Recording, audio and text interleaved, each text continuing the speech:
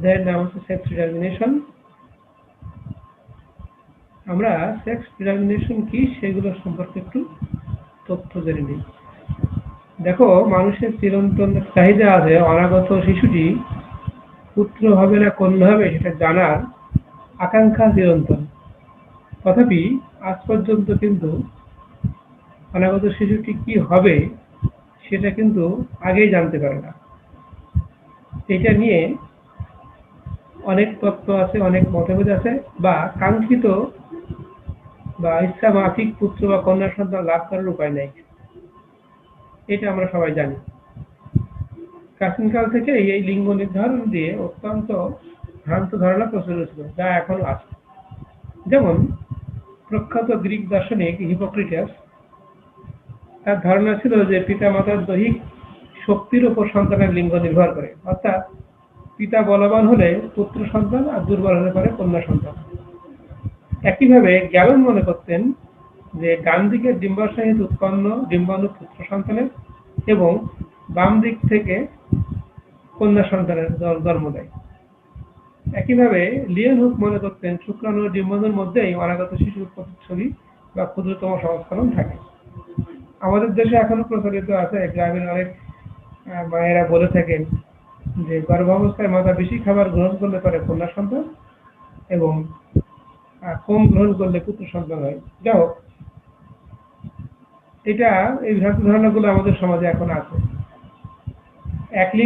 একলিঙ্গ প্রাণীদের ক্ষেত্রে আমরা জানি যে যখন কোনো প্রজাতির কোনো প্রাণী শুধু পুরুষ বা কোনো প্রাণী শুধু স্ত্রী হয়, অর্থাৎ ভিন্ন ভিন্ন প্রজননতন্ত্র বিদ্যমান, তখন আমরা লিঙ্গ নির্ধারণ কৌশলগুলো দেখি কিভাবে এই একলিঙ্গী প্রাণীতে লিঙ্গ নির্ধারিত হয়। কারণ এদের মধ্যে আবার আমরা জানি যৌন দ্বিরূপতা আছে। একলিঙ্গী প্রাণীর মধ্যে স্ত্রী এবং পুরুষ সুস্পষ্ট পার্থক্যযুক্ত। তো লিঙ্গ নির্ধারণের অনেকগুলো তত্ত্ব আছে, আমরা স্ক্রিনে দেখিয়েছি, তোমরা দেখতে পাচ্ছ। যেমন 1 নম্বর তত্ত্বের কথা, এই 1 নম্বর কথা বলছি প্রোগ্রামিক, অর্থাৎ নিষেকের পূর্বে লিঙ্গ নির্ধারণ, সিনগ্যামি নিষেককালীন লিঙ্গ নির্ধারণ এবং এপিগ্যামিক পরিস্ফুটনকালে। তো পরবর্তীতে বিজ্ঞানীরা সিনগ্যামিকে অধিক যৌক্তিক এবং বাস্তব এবং বিজ্ঞান ভিত্তিক মনে করেছেন। সিনগ্যামি এবং এপিগ্যামির তথ্যের উপরে ভিত্তি করে লিঙ্গ নির্ধারণের বেশ কটি তত্ত্ব প্রচলিত আছে। এর মধ্যে অন্যতম হচ্ছে 1 নম্বর আমরা দিচ্ছি sex chromosomal theory of sex determination বা chromosomal theory of sex determination, hormonal theory, metabolic differentiation এবং environmental factor for sex determination. আমরা প্রথমে আলোচনা করব যে কিভাবে ক্রোমোজোমের মাধ্যমে ক্রোমোজোমের ভিত্তি করে অনাগত শিশুটি বা যে শিশুটি জন্মগ্রহণ করবে তার লিঙ্গ ছেলে হবে না মেয়ে হবে, সেই তত্ত্বটি আমরা আলোচনা করব। এক কথায় আমরা লিঙ্গ নির্ধারণ করব যে অনাগত শিশুটি কন্যা না পুত্র হবে। তো এর সবথেকে যৌক্তিক এবং বিজ্ঞান ভিত্তিক তথ্য হচ্ছে ক্রোমোজোমাল থিওরি। সেটাকে আমরা কয়েকটা ভাগে ভাগ করি। 1 নম্বর আমরা লিখছি heterogamesis or sex determination by sex chromosome. আমরা এই কথাটা কি বুঝি? হেটারোগেমেসিস অর্থ হচ্ছে যে একলিঙ্গ প্রাণী যাদের সেক্স ক্রোমোজোমের ভিন্নতার উপরে ভিত্তি করে 2 ধরনের গ্যামেট তৈরি করে। যেমন আমরা জানি আমাদের ক্রোমোজোম 2 ধরনের, অটোজোম এবং সেক্স ক্রোমোজোম। মানুষের ক্ষেত্রে আমরা জানি 22 জোড়া অটোজোম আছে এবং 1 জোড়া সেক্স ক্রোমোজোম। এই 1 জোড়া ক্রোমোজোমকে আমরা বলি এক্স এবং ওয়াই। এক্স এবং ওয়াই। যদি আমরা এক্স এক্স বলি তাহলে সেক্ষেত্রে অটোজোম প্লাস এক্স এক্স যদি থাকে, সেই সময় যদি হোমোলগাস সমসমস্ত হয়, সেক্ষেত্রে মানুষের ক্ষেত্রে আমরা জানি স্ত্রী বা কন্যা হয়। আর যদি 22 জোড়ার সাথে এক্স ওয়াই থাকে, সেক্ষেত্রে আমরা বলি সেটা পুরুষ হয়। এই এক্স এবং ওয়াই ক্রোমোজোম নিয়েও অনেক কথা আছে। বিজ্ঞানী হেন কিং উনি কুমড়ো পোকার স্পারমেটোজেনেসিস পর্যবেক্ষণকালে উনি বিশেষ একটি ক্রোমোজোম দেখতে পান, যে ক্রোমোজোমকে উনি এক্স বডি বলেছিলেন, এক্স বডি। পরবর্তীতে ম্যাক্স প্ল্যাঙ্ক ঘাস ফড়িংয়ের স্পারমেটোজেনেসিস এবং ওজোনেসিস পর্যবেক্ষণকালে তিনি দেখলেন যে লিঙ্গ নির্ধারণে এই এক্স ক্রোমোজোমটি বিশেষ ভূমিকা পালন করে। তখন তিনি এক্স বডিকে এক্স ক্রোমোজোম হিসেবে আখ্যায়িত করেছিলেন। 1905 সালে আমেরিকান বায়োলজিস্ট স্টিভেন্স উনি বিভিন্ন পতঙ্গের স্পার্মোটোজেনিস এবং ওজোনোসিস পর্যবেক্ষণ করলেন এবং ক্রোমোজোম দ্বারা লিঙ্গ নির্ধারণ কৌশল একটি সম্পূর্ণ বিবরণ দিয়েছিলেন। এর পরবর্তীতে বিজ্ঞানী উইলসন কয়েকটি পতঙ্গের লিঙ্গ নির্ধারণ পদ্ধতি নির্ধারণের কৌশল বর্ণনা করলেন, যা ব্রিজ, গোল্ডস্মিথ, হুইটিং সহ বিজ্ঞানীরা সমর্থন করলেন। বিজ্ঞানী করেন্স উনি দেখলেন যে পুরুষ এবং স্ত্রী লিঙ্গের একটি হোমোজাইগাস এবং অপরটি হেটেরোজাইগাস। তবে এই কথাটি সকল প্রাণীর ক্ষেত্রে প্রযোজ্য নয়।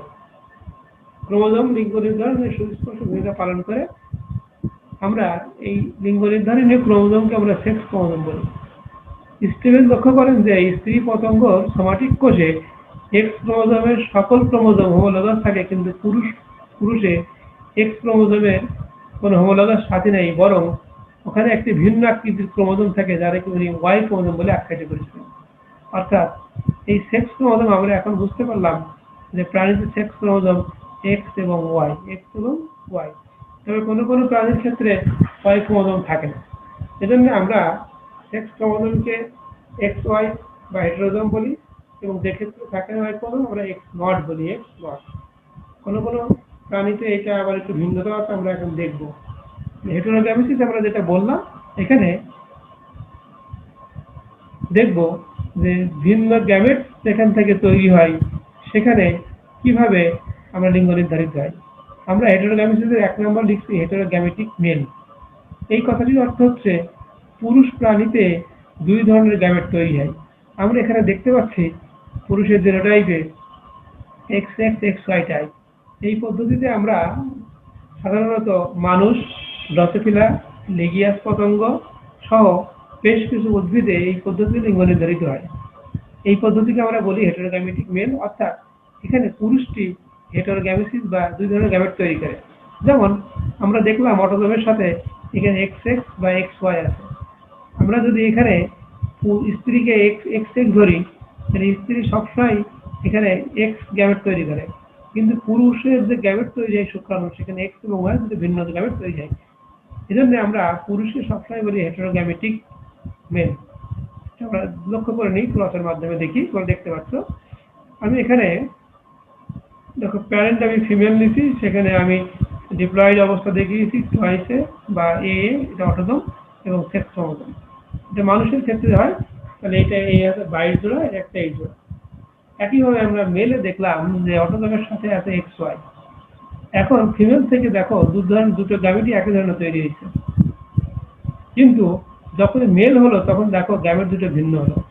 এই জন্য আমরা এই জাতীয় পুরুষকে বলি হেটেরোগ্যামেটিক মেল। লক্ষ্য করো, এখন স্ত্রীর যে ডিম্বাণু আছে, পুরুষের কোন জাতীয় শুক্রাণু দ্বারা নিষিক্ত হবে তার উপরে ভিত্তি করে লিঙ্গ নির্ধারিত হয়। যদি A+X দ্বারা A+X ডিম্বাণু নিষিক্ত হয়, তাহলে সেটা ফিমেল হয়। যদি A+X A+Y নিষিক্ত করে, সেক্ষেত্রে মেল হয়। তাহলে আমরা এখানে লক্ষ্য করলাম যে একটা এই XX, XY টাইপ হেটেরোগ্যামেটিক মেল পদ্ধতি আছে। এই পদ্ধতিতে আমরা লক্ষ্য করলাম যে লিঙ্গ নির্ধারণের জন্য পুরুষের হেটেরোগ্যামেসিস সিস্টেমটাই দায়ী, কারণ পুরুষ 2 প্রকার গ্যামেট তৈরি করে, কিন্তু স্ত্রী গ্যামেট একই প্রকারের হয়। এই 2 প্রকারের গ্যামেট কোনটির সাথে স্ত্রী গ্যামেট মিলিত হবে তার উপরে ভিত্তি করে এটা লিঙ্গ নির্ধারিত হয়। আমরা এই পদ্ধতিকে বলি XX, XY টাইপ পদ্ধতি। নেক্সট পদ্ধতি আমরা আসি হেটেরোগ্যামেটিক মেল, কিন্তু এখানে পদ্ধতি আমরা লিখছি XX, X0 টাইপ। অর্থাৎ এই জাতীয় প্রাণীতে আমরা বললাম ওয়াই ক্রোমোজোম থাকে না, ফলে সেখানেও যে পুরুষ যখন সে গ্যামেট তৈরি করে 2 ধরনের গ্যামেট তৈরি হয়। XX, X0 টাইপ সাধারণত আমরা কিছু উদ্ভিদ এবং ঘাস ফড়িং, গান্ধী পোকা, আরশোলা ইত্যাদিতে আমরা এই পদ্ধতি লিঙ্গ নির্ধারণ করি। সেখানে আমরা দেখলাম যে মেলে, তোমরা দেখতে পাচ্ছ আমি কাজটা দেখছি, মেলে যখন গ্যামেট তৈরি করলো 2 প্রকার গ্যামেট তৈরি, একটা X ক্রোমোজোমযুক্ত আর একটা ক্রোমোজোম বিহীন। সেক্স ক্রোমোজোম অর্থাৎ এখানে Y নাই, আমি নট লিখছি আমি। কিন্তু ফিমেলে গ্যামেট একই রকমের। যেহেতু মেল দুই ধরনের গ্যামেট তৈরি করে, আমরা এই মেলকে বলি হেটেরোগ্যামেটিক মেল। এবং আমরা পূর্বেই বললাম যে মেলের কোন শুক্রাণু দ্বারা ফিমেলের কোন ডিম্বাণু নিষিক্ত হবে তার ভিত্তি করে লিঙ্গ নির্ধারিত হয়। আমরা যদি A+X করি, A+X মিলি ধরে আমাদের ফিমেল হয়। যখন A+0 হয় তখন আমরা দেখলাম যে X0 যে অপত্যটা আসছে সেটা পেয়ে যাবে, কারণ এরা হেটেরোগ্যামেসিস অর্থাৎ হেটেরোগ্যামেট তৈরি করে। তাহলে আমরা একটা পদ্ধতি পড়লাম হেটেরোগ্যামেটিক মেল, এর দুইটা আমরা সাবটাইপ দেখলাম, একটা XXXY, একটা XSX0। এখন আর একটা ক্রোমোজোমাল পদ্ধতি আছে দেখতে হেটেরোগ্যামেটিক ফিমেল। ঠিক আগেরটার বিপরীত। আগে আমরা মেল পেয়েছিলাম হেটেরোগ্যামেটিক, এখানে ফিমেল হেটেরোগ্যামেটিক। আমরা এই জাতীয় পদ্ধতি আমরা হোল আড়ানোর জন্য আমরা এখানে XY এর পরিবর্তে আমরা X এর পরিবর্তে Z এবং Y এর পরিবর্তে W ব্যবহার করি। এজন্য আমরা লিখছি ZZZW। পাখি, বেশ কিছু উভচর, সরীসৃপ, প্রজাপতি, মতে সাধারণত আমরা এই পদ্ধতিতে লিঙ্গ নির্ধারণ করি। এখানে আমরা বললাম যে আগেরটা ঠিক বিপরীত, অর্থাৎ এখানে ফিমেল হেটেরোগ্যামেটিক, অর্থাৎ ফিমেলের গ্যামেট দুই ধরনের হয়। তোমরা দেখতে পাচ্ছি স্ক্রিনে, ফিমেলে আমরা এখানে দেখছি AA+ZW, দুই ধরনের গ্যামেট তৈরি হলো AZ এবং AW, কিন্তু মেলে গ্যামেট হলো এক ধরনের। ফিমেলের কোন ধরনের ডিম্বাণুর সাথে মেলের কোন ধরনের শুক্রাণু মিশ্র দেখতে হবে, অর্থাৎ মেলের শুক্রাণু একই রকমের, ফিমেলের ডিম্বাণু কোনটার সাথে কোন ধরনের শুক্রাণু আসছে, অর্থাৎ কোন ধরনের শুক্রাণুর সাথে কোন ধরনের ফিমেল গ্যামেট নিতে হবে তার উপরে ভিত্তি করে আমরা দেখলাম এখানে স্ত্রী পুরুষ নির্ধারিত বা সেক্স বা লিঙ্গ নির্ধারিত হচ্ছে।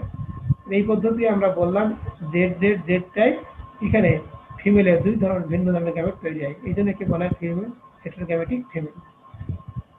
এর আরেকটি টাইপ আছে, আমরা সেখানে দেখলাম আগের মতো, যেখানে এই টাইপকে আমরা বললাম যে ZZ টাইপ, অর্থাৎ আগে যেমন Y ক্রোমোজোম ছিল না, সেখানে W ক্রোমোজোম নাই, এই পদ্ধতিতে আমরা দেখলাম থিওমিয়া সহ বেশ কিছু মত, এবং প্রজাপতিতে এই পদ্ধতিতে লিঙ্গ নির্ধারিত হয়। সেখানে আমরা দেখলাম যে অটোজোম তার দুই সেট থাকে, সেক্স ক্রোমোজোম ZZ এবং দেখলাম ফিমেলের Z0। যে ফিমেল এখানে দুই ধরনের গ্যামেট তৈরি করলো, A+Z, A+0। এই A+Z এবং A+0 যখন মিলিত হবে, এই গ্যামেটদের উপরে ভিত্তি করেই কিন্তু লিঙ্গ নির্ধারিত হবে, অর্থাৎ কোনটি স্ত্রী কোনটা পুরুষ। এটাকে আমরা এই পদ্ধতিতে আমরা বললাম ZZ/Z0 টাইপ, ZZ/Z0 টাইপ। আমরা এখানে একটা ছোট সারসংক্ষেপ দেখিয়েছি যে এই যে ক্রোমোজোমাল থিওরি অফ সেক্স ডিটারমিনেশনের, যেটা সেক্স ক্রোমোজোম নির্ধারিত আমরা বললাম নির্ধারিত থিওরি, আমরা সেটাকে দুই ভাগে ভাগ করছি, একটাকে বলছি হেটেরোগ্যামেটিক মেল আর হেটেরোগ্যামেটিক ফিমেল। হেটেরোগ্যামেটিক মেলে আমরা দুটো সাবটাইপ পেয়েছি, XXX0, XXXY। আমরা এখানে বললাম যে কোন XXX0 বললাম বিভিন্ন রকমের ঘাসফড়িং ইত্যাদিতে, আর XXXY মানুষ ড্রসোফিলা অনেক প্রাণী আমরা পেলাম। ZZ/Z আমরা মদ বাটারফ্লাই বললাম, ZWZ জিপসি মদ, ফিশের জেপটাইল বার্ড নির্ধারণ করলাম। এইটা এখনো পর্যন্ত আমরা জানি সেক্স ক্রোমোজোমের সবথেকে জনপ্রিয় এবং নির্ভরযোগ্য লিঙ্গ নির্ধারণ পদ্ধতি। আমরা নেক্সট একটা পদ্ধতি নিয়ে আমরা আলোচনা করি। তোমরা স্ক্রিনে দেখতে পাচ্ছ, এই পদ্ধতির নাম হচ্ছে sex determination by quantitative differentiation, অর্থাৎ পরিমাণগত পার্থক্য দ্বারা লিঙ্গ নির্ধারণ। এটা ভৌগোলিক অবস্থানের উপরে ভিত্তি করে বিজ্ঞানীরা দেখছে অনেক সময় জিনীয় বস্তু কম বেশি থাকে, কারণ এখানে গোল্ডস্মিথ এবং সায়েন্টিস্ট, তোমরা নাম শুনছো, উনি মনে করছেন যে প্রতিটি প্রাণীতে স্ত্রী ও পুরুষ লিঙ্গ নির্ধারণের জিন বর্তমান, এবং এদের ইন্টারেকশনের ফলে লিঙ্গ নির্ধারণের জিনগুলো পরিমাণের ভারসাম্য স্ত্রী বা পুরুষ লিঙ্গের দিকে ঝুঁকে পড়ে। গোল্ডস্মিথ বলল যে প্রতিটি প্রাণীতে স্ত্রী এবং পুরুষ লিঙ্গ নির্ধারণের জিন বর্তমান, এবং এদের ইন্টারাকশনের ফলে লিঙ্গ নির্ধারণের জিনগুলোর পরিমাণের ভারসাম্যের উপর ভিত্তি করেই কিন্তু স্ত্রী বা পুরুষের দিকে ঝুঁকে পড়ে। যেমন উনি বলেছিলেন, জিপসি মতের গবেষণা থেকে দেখলেন যে একই ভৌগোলিক এলাকার পুরুষ এবং স্ত্রী মতের মধ্যে প্রজনন ঘটে শুধুমাত্র পুরুষ এবং স্ত্রী মত পাওয়া যায়। উনি বললেন যদি একই ভৌগোলিক এলাকা হয় সেই ভৌগোলিক এলাকার মধ্যে স্ত্রী এবং পুরুষের ক্রস করলে পরে উনি পুরুষ এবং স্ত্রী মতে শুধরাতে পেরেছিলেন। কিন্তু উনি যখন ইউরোপীয় মতের সাথে জাপানি মতের ক্রস ঘটালেন তখন উনি দেখলেন যে স্ত্রী এবং পুরুষ ছাড়াও কিছু ডিপ্লয়েড সেক্সবিহীন বা লিঙ্গবিহীন ইন্টারসেক্সে পরিণত হলো। এতে উনি ধারণা করলেন যে বিভিন্ন ভৌগোলিক এলাকার মতগুলোতে লিঙ্গ নির্ধারণী দিনের পরিমাণ সমান নয়। ফলে লিঙ্গ নির্ধারণের দিনগুলোর পরিমাণের ভারসাম্য পরিবর্তিত হয়ে যায় এবং ডিপ্লয়েড ইন্টারসেক্সের উদ্ভব ঘটে। যেমন তোমরা এখানে আমি একটা ক্রসের সারসংক্ষেপ দেখিয়েছি, ইউরোপিয়ান দুর্বল স্ত্রী জিপসি মতের ক্ষেত্রে এবং জাপানি সবল পুরুষ, এই দুটোর মধ্যে ক্রস করলে আমরা সকল পুত্র সহায় পেলাম, বন্ধ পেলাম ইন্টারসেক্স। একইভাবে জাপানি সবল স্ত্রী এবং ইউরোপিয়ান দুর্বল স্ত্রীর মধ্যে ক্রস করে আমরা উভয়কে স্বাভাবিক পেলাম। 1 নম্বর ক্রসে একটু যখন করলাম আমরা স্বাভাবিক পেলাম এবং হাফ স্বাভাবিক হাফ ইন্টারসেক্স পেলাম, সকল পুত্র স্বাভাবিক, কিন্তু কন্যাদের ক্ষেত্রে আমরা হাফ স্বাভাবিক এবং হাফ ইন্টারসেক্স পেলাম। 2 নম্বর ক্রসে যখন আমরা একটু করলাম ঠিক আমরা দেখলাম পুত্র পেলাম হাফ স্বাভাবিক হাফ ইন্টারসেক্স এবং কন্যা স্বাভাবিক। এই যে ফলাফল, এইটা তো বিজ্ঞানীরা দেখলো, বিশেষ গোল্ড স্মিথ উনি দেখলেন যে ভৌগোলিক অবস্থানের কারণে দিনীয় বস্তু কম বেশি হচ্ছে। উনি জাপানি মতের যে এক্স ওয়াই ক্রম ছিল উনি এক্স কে প্লাস 20 এবং ওয়াই কে -30 ধরে পরিমাণ নির্ধারণ করেছিলেন। একইভাবে ইউরোপীয় মতের উনি এক্স কে +10 এবং পুরুষ মতের দিনে +10 ধরে করেছিলেন, করে উনি স্বাভাবিক এবং ইন্টারসেক্স করেছিলেন। এটাকে আমরা বলি sex determination by quantitative differentiation, অর্থাৎ জিনের পরিমাণ দ্বারা আমরা লিঙ্গ নির্ধারণ করতে পারি দৃশ্য মতের ক্ষেত্রে। আমরা এরপরে আরেকটা পদ্ধতি আসি, যেটা লিঙ্গ নির্ধারণের আমরা এতক্ষণ পর্যন্ত সেক্স ক্রোমোজোম নিয়ে আলোচনা করলাম, কিন্তু এমন কিছু লিঙ্গ নির্ধারণের তত্ত্ব আছে যেখানে সেক্স ক্রোমোজোমের পাশাপাশি অটোজোমও ভূমিকা পালন করে। এরকম একটা পদ্ধতির নাম হচ্ছে জিনিক ব্যালেন্স থিওরি, বা আমরা বলি জেনিক ভারসাম্য অনুপাত। বিজ্ঞানী ব্রিজের ড্রসোফিলা মেশিনে কাজ করতে গিয়ে উনি একটি ট্রিপ্লয়েড মাছ পেয়েছিলেন। সাধারণত ট্রিপ্লয়েড মাছই বাঁচে না, যারা বাঁচে তারা আবার উর্বর হয়, তার মানে তারা সন্তান দিতে সক্ষম। এরকম একটি ট্রিপ্লয়েড স্ত্রী মাছের সাথে উনি ডিপ্লয়েড একটি ড্রসোফিলা মাছের ক্রস করেছিলেন। ক্রস করে উনি সেখানে দেখতে পেলেন যে এক্স এবং XY ক্রোমোজোমের যে নিয়মের আগে আমরা স্ত্রী পুরুষ করছিলাম সেই নিয়মে নির্ধারণ হচ্ছে না, সেখানে অটোজোমের ভূমিকা সুস্পষ্ট। সেটা আমরা একটু দেখব। ব্রিজেস কি করেছিলেন, একটা ট্রিপ্লয়েড মাছই তোমরা দেখতে পাচ্ছ স্ক্রিনে, 3A + XXX আছে, এর সাথে একটা স্বাভাবিক ডিপ্লয়েড পুরুষের ক্রস করবে, ট্রিপ্লয়েড স্ত্রী এবং ডিপ্লয়েড পুরুষ। তোমরা দেখো ট্রিপ্লয়েড স্ত্রী থেকে আমরা যে ধরনের গ্যামেট পেতে পারি, দেখো 2A + XX A + X plus দেখো 2A + X A + XX, এই 4 ধরনের গ্যামেট তৈরি করে। ট্রিপ্লয়েড মাছ থেকে 4 ধরনের গ্যামেট তৈরি হয় এবং ডিপ্লয়েড থেকে আমরা জানি সব 2 ধরনের হয়, A + X এবং A + Y। ফলে একটা ট্রিপ্লয়েড স্ত্রী মাছের সাথে একটা ডিপ্লয়েড পুরুষ মাছের ক্রসে আমরা দেখলাম 8 ধরনের অপত্য পাওয়া যেতে পারে। সেখানে আমরা দেখলাম যে ট্রিপ্লয়েড অবস্থা, ডিপ্লয়েড অবস্থা, ট্রিপ্লয়েড। হ্যাঁ, এখন উনি বললেন যে লিঙ্গ নির্ধারণের সবচেয়ে এই ক্ষেত্রে গুরুত্ব বিষয় হচ্ছে এক্স ক্রোমোজোম এবং অটোজোমের অনুপাত। তাছাড়া লিঙ্গ নিয়ে ব্যাখ্যা করা অসম্ভব। যেমন 2টি এক্স ক্রোমোজোম থাকলেও কিন্তু সেই বাচ্চাটি লিঙ্গবিহীন হচ্ছে, সেটা আমরা একটু দেখি। আমরা দেখলাম যে আমরা প্রথম ক্রসে আমরা এখানে যেটা আমরা সুপার ফিমেল আমরা একটা দেখলাম, আমি যেখানে কার্সার রাখছি তোমরা লক্ষ্য করো এখানে অটোজোম 2 সেট এবং সেক্স ক্রোমোজোম 3 সেট।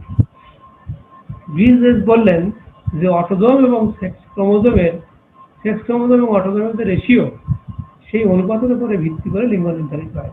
তাহলে আমরা এখানে দেখলাম যে XX আছে এবং 2A আছে, X মানে 3 সেট 3 এবং 2A 2 3/2 1.5 বলে একটা মান পেলাম 1.5। একইভাবে এই প্রত্যেকটা যে 8টা আমরা এখানে ক্রস করা যে অপত্য পেলাম, এই 8টারই আমরা অটোজোম এবং সেক্স ক্রোমোজোমে অনুবাদ করি। অনুবাদ করলে আমরা একটা মান পাই। যেমন আমরা একটা মান পেলাম 1.5, এখানে ট্রিপ্লয়েড আছে তোমরা দেখতে পাচ্ছ, 1 পাচ্ছি আমরা। তারপরে XX2 এর দেখো এখানে কাজটা দেখছে, এখানে 2/2 1 পাচ্ছ। XX3 এ দেখো এখানে তোমরা দেখতে পাচ্ছ XX3 এ সেখানে সেখানে তোমরা দেখো XX3 এ সেখানে তোমরা দেখো 2/3.67 পাচ্ছ। একইভাবে X02 এ দেখো সেখানে আমরা 1.2.5 পাচ্ছি।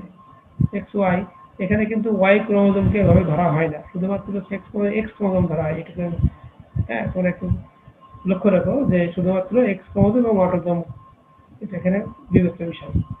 এখন এই ক্রসের ফলে X/A রেশিও যদি আমরা 1 এর নিচেই পাই, 1 এর নিচে, তখন আমরা সেই অবস্থাটিকে আমরা বলি সুপার ফিমেল। যদি 1 পাই দেন ফিমেল। 1.0 থেকে যদি 0.5 এর মধ্যে আসে ইন্টারসেক্স, 0.5 মেল এবং 0.5 এর যদি নিচে হয় সেটা হচ্ছে সুপার ফিমেল। এখানে দেখো আমি মেটা ফিমেল বলছি, এটাই কিন্তু সুপার ফিমেল। কারণ এই ব্রিজের উনি বললেন যে এই জেনিক ভারসাম্য নীতিতে শুধু এক্স ক্রোমোজোম নয়, এর সাথে অটোজোমের যে অনুপাত, এক্স ক্রোমোজোম ভাগ অটোজোম, সেই অনুপাত দ্বারা লিঙ্গ নির্ধারিত হয়। এক্ষেত্রে ওয়াই ক্রোমোজোমের কোনো ভূমিকা নাই। উনি ট্রিপ্লয়েড ড্রসোফিলার সাথে একটি ডিপ্লয়েড স্বাভাবিক পুরুষের ক্রসে যখন অপত্যগুলো পেলেন, তাদের লিঙ্গ নির্ধারণের জন্য এই তত্ত্বটি অবতারণা করলেন। তাহলে আমরা এখানে কি দেখলাম যে অটোজোম, এক্স ক্রোমোজোম ভাগ অটোজোম, এর মানটা যদি 1 এর মানটা যদি 1 এর উপরে হয় আমরা তাকে সুপার ফিমেল বলি, সুপার ফিমেল বা মেটা ফিমেল, সুপার ফিমেল বা মেটা ফিমেল। একইভাবে আমরা যখন দেখলাম যে এই অনুপাতটা 1 তাহলে ফিমেল হলো, আবার যখন দেখলাম 1 থেকে 0.5 এর মধ্যে তখন সেটা ইন্টারসেক্স হলো, যেটা 0.5 সেটা মেল হলো, আবার 5 এর নিচে সুপার ফিমেল হলো। এই সব ক্ষেত্রে কিন্তু এক্স ক্রোমোজোম স্বয়ংসম্পূর্ণ নয়, ডিপেন্ড আপন অটোজোম। এই বিশেষ তত্ত্বকে উনি বললেন জেনিক ব্যালেন্স বা জেনিক ভারসাম্য তত্ত্ব। সবসময় মনে রাখতে হবে এখানে অবশ্যই স্ত্রীটি ট্রিপ্লয়েড ফিমেল হয়ে যাবে, ট্রিপ্লয়েড ফিমেল। আশা করি তোমরা এটা বুঝতে পেরেছ। আমরা নেক্সট পদ্ধতিতে আসি। দেখো আমরা আরেকটা পদ্ধতি এখানে তোমরা দেখতে পাচ্ছ, সেটা আমরা বলছি sex determination by haplodiploid mechanism. Haplodiploid mechanism এটা আমরা মৌমাছি বা বলতার ক্ষেত্রে আমরা এই পদ্ধতিটি দেখতে পাই। তোমরা জানো যে মৌমাছি বা বলতাতে যে পুরুষ পতঙ্গটি আছে সেটা কিন্তু হ্যাপ্লয়েড। পার্থেনোজেনেসিস প্রক্রিয়ায় এই মেল উৎপত্তি লাভ করে, সেটা আমরা একটু দেখাই। ফিমেল ডিপ্লয়েড মেয়োসিস প্রক্রিয়ায় হ্যাপ্লয়েড সংখ্যক সে গ্যামেট তৈরি করে, ক্রোমোজোম সংখ্যক গ্যামেট তৈরি করে। মেল স্বভাবতই হ্যাপ্লয়েড, বিশেষ মাইটোসিস প্রক্রিয়া হয় সেটাও তার হ্যাপ্লয়েড থাকে। যদি ফিমেলের এবং মেলের মধ্যে আমরা নিষিক্তকরণ করতে পারি, ডিপ্লয়েড যেটা হয় সেটা অলওয়েজ ফিমেল। কিন্তু যে হ্যাপ্লয়েড যে গ্যামেটটা আছে, স্ত্রী গ্যামেট, এটা বিশেষ প্রক্রিয়ায় আমরা প্রক্রিয়ার নাম দিই পার্থেনোজেনেসিস। এই পার্থেনোজেনেসিস প্রক্রিয়ায় এটি যখন প্রাণীতে পরিণত হয়, অপত্য তৈরি করে, তখন আমরা তাকে বলি আমরা হ্যাপ্লয়েড মেল, হ্যাপ্লয়েড মেল। অর্থাৎ এক কথায় মৌমাছির আমরা যেটা পুরুষ মৌমাছি বলি সেটা কিন্তু হ্যাপ্লয়েড। এই মৌমাছি তৈরি হয়েছিল রানী মৌমাছির অনিষিক্ত ডিম থেকে। এই অনিষিক্ত ডিম থেকে কোনো প্রাণী সৃষ্টির যে প্রক্রিয়াকে আমরা এক কথায় বলি এটাকে পার্থেনোজেনেসিস। হ্যাপ্লোডিপ্লয়েড মেকানিজমে আমরা দেখলাম যদি ওই সমস্ত ক্ষেত্রে রানী মৌমাছির বা রানী বলতার বা রানী পিঁপড়ার এদের যে ডিমগুলো অনিষিক্ত থাকে সেগুলো যখন পার্থেনোজেনেসিস প্রক্রিয়ায় প্রস্ফুটিত হয় তখন আমরা সেখানে মেল পাই, এবং এই মেলকে আমরা বলি হ্যাপ্লয়েড মেল। এবং এই পদ্ধতিতে আমরা বলি haplodiploid sex determination. Haplodiploid sex determination.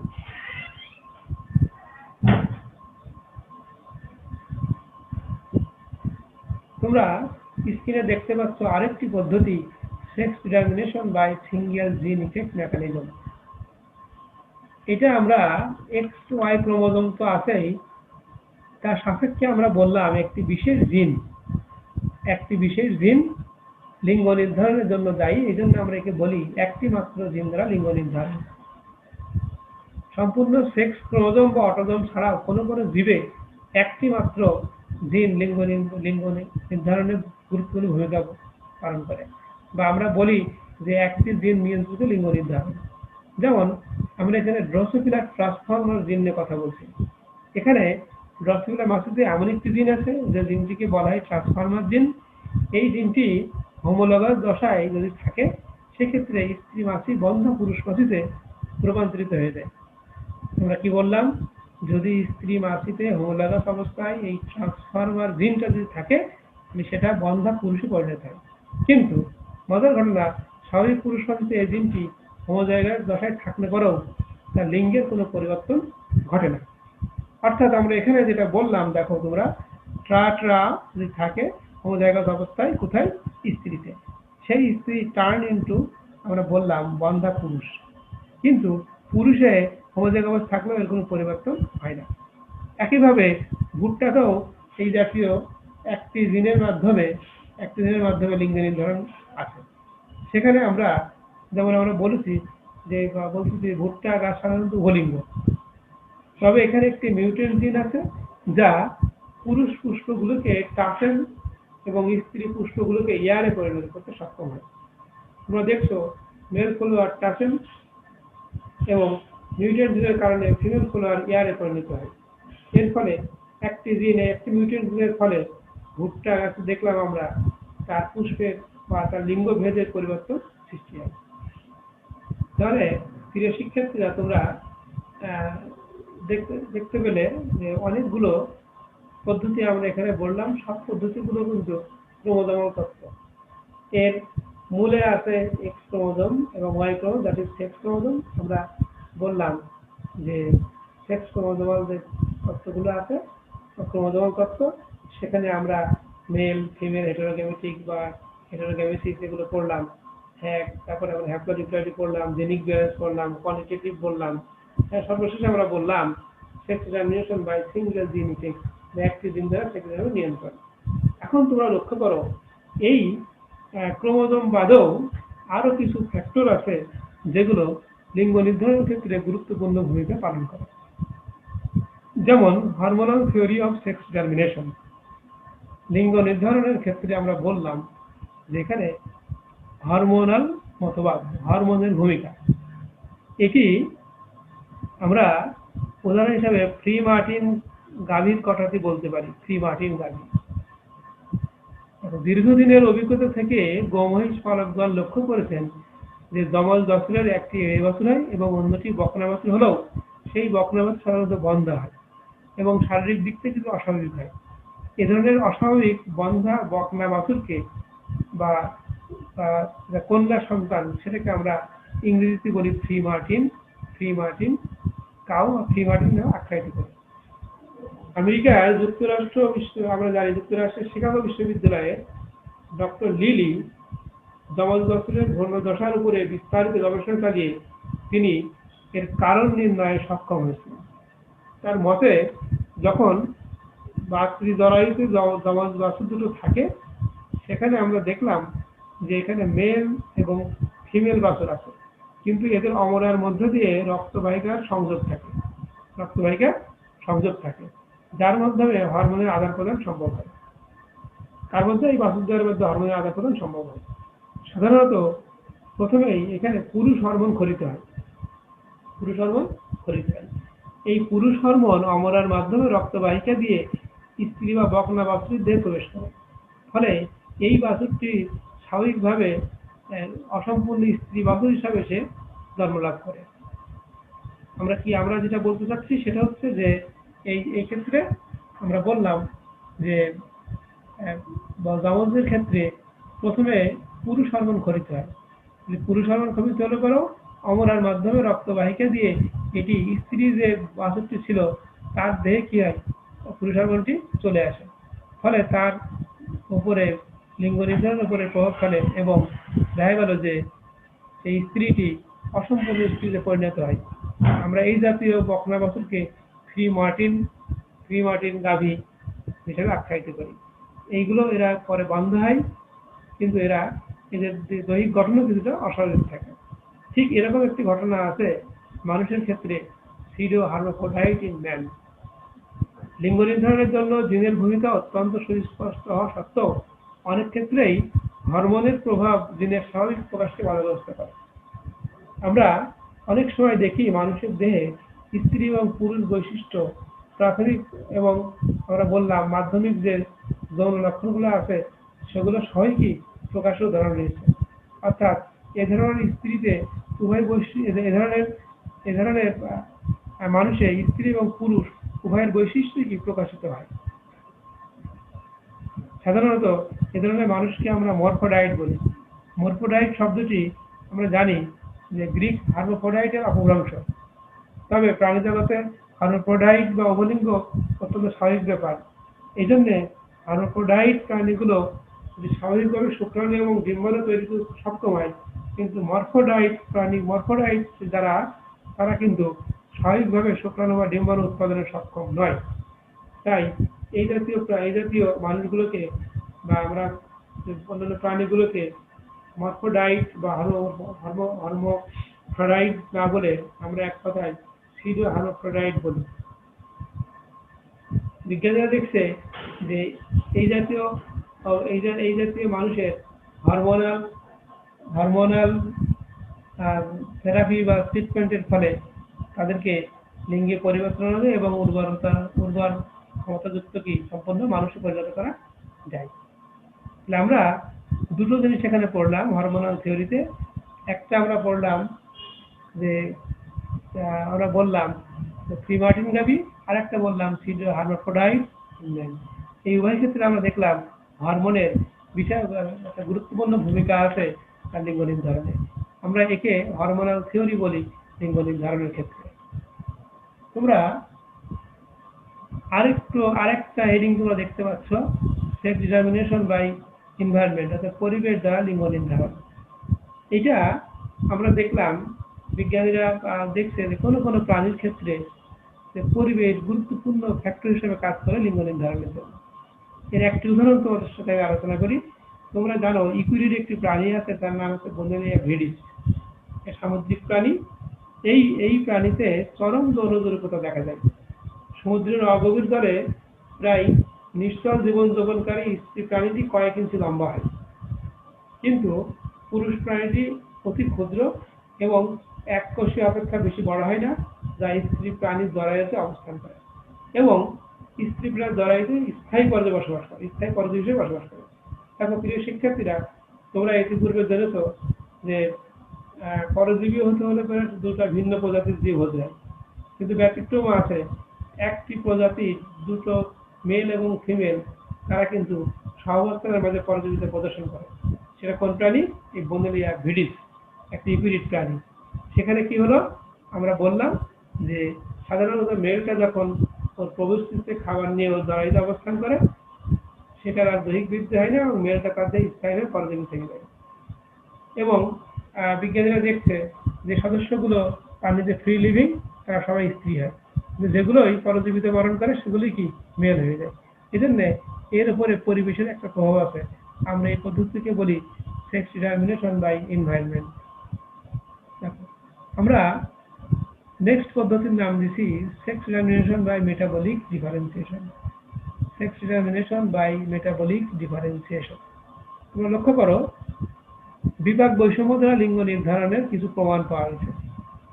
কোনো কোনো প্রাণীতে বিজ্ঞানী শাল এবং হুইট লক্ষ্য করেন যে বিশেষ করে রোটিভার জাতীয় প্রাণীতে পরিবর্তনকালে বিপাকের হার যদি বৃদ্ধি ঘটে, অধিকাংশ লার্ভা পুরুষ প্রাণীতে পরিণত হয়, এবং বিপাক যদি হ্রাস ঘটে সেক্ষেত্রে স্ত্রী প্রাণীতে পরিণত হয়। একইভাবে রিডল, একজন বিজ্ঞানী, তিনি লক্ষ্য করলেন যে কবুতরের বিপাকের হার বৃদ্ধি ঘটলে পারে পুরুলিঙ্গে হ্রাস ঘটে এবং স্ত্রীলিঙ্গে প্রকাশ ঘটে।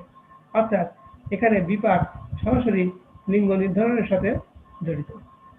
এখন দেখো আমরা আর একটা পদ্ধতি বলছি গাইন্যান্ডোমর্ফ। এখানে তোমরা লক্ষ্য করতে পারছো যে আমি এখানে একটা ড্রসোফিলা রাখছি, যে ড্রসোফিলা অর্ধেক পুরুষের বৈশিষ্ট্য এবং অর্ধেক আমরা দেখলাম স্ত্রীর বৈশিষ্ট্য, অর্ধেক পুরুষ এবং অর্ধেক স্ত্রী। আমরা এই জাতীয় ঘটনাকে আমরা বলি গাইন্যান্ডোমর্ফ, অর্থাৎ একটি প্রাণীতে উভয় বৈশিষ্ট্য প্রকাশ পায়, অর্থাৎ স্ত্রী এবং পুরুষের বৈশিষ্ট্য সমভাবে প্রকাশিত হয়। আমরা এই জাতীয় প্রাণীকে আমরা বলি গাইন্যান্ডোমর্ফ।